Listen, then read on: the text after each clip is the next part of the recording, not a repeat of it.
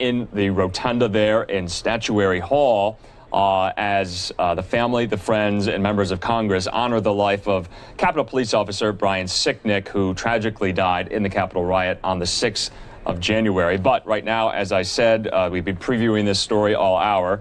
It's not often we get good news when it comes to the coronavirus pandemic, but today we are. Fox's Hunter Davis joining us now from Austin, Texas. Here to tell us about an industry, Hunter, that unlike most is doing better than expected. Isn't that right? Andrew, I think it's fair to say I'm actually joining you guys from what I would describe as heaven on earth. All of the doggos out here playing, and it's basically that uptick in puppy love that experts say is the reason this industry didn't get hit so hard. They expected, because travel was down due to the pandemic, that a lot of those non-medical pet services would be hit pretty hard. That would be your grooming and your dog boarding. However, those industries pivoted using creativity to prove that that outlook was more bark than bite. Dretska started work in Woodton, Austin, Texas almost 3 years ago.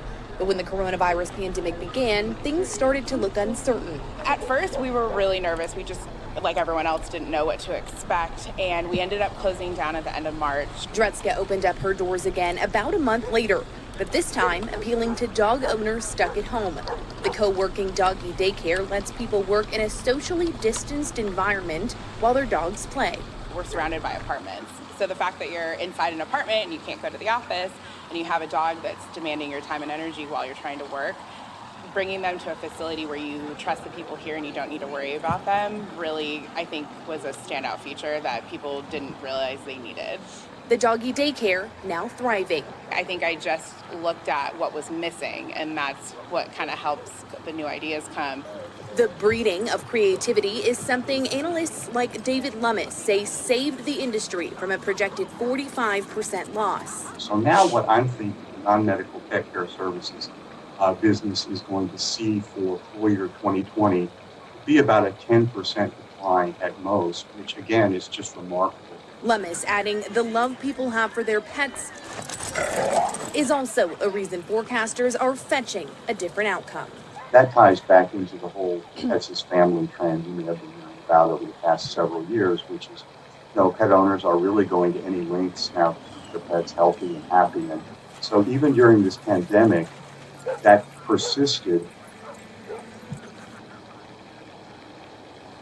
Now, Lummis says that 10% loss will still translate to a loss of a little over $1 billion. Still, though, he adds that is far less bite than what was expected. Andrew? And Hunter, can you kind of just give us a sense of where you are? I know you said it's a pretty fun area there in Austin. Have you been talking to any, dog owners who kind of echo those same sentiments of these pet service industry people? Actually, yeah, it's funny that you ask. I've been here for about 3 hours now, just doing some live hits all across the country. And since I've been here, I've had several people come up and talk to me and just express how much their dogs have helped get them through this pandemic, how they're all stuck working at home. So they love to come out here at the end of the day and just hang out, have that sense of community while still being socially distanced outside and allowing their pets to just still come have fun. It's really just an echo of what Lummis was saying, that dogs especially are family members and they're being treated as such out here, and clearly it's reflecting on the industry, which is thriving. All right, Fox's Hunter Davis there live for us in Austin. You're right, dogs are impacted by the pandemic as well, and they need to get out and stretch and run as well on that field there. So we'll see you again, Hunter. Thanks for this story. Thanks, Andrew. All right, and we'll be having another story as well from one of our reporters in the field, this time from Atlanta, in about 15 minutes there.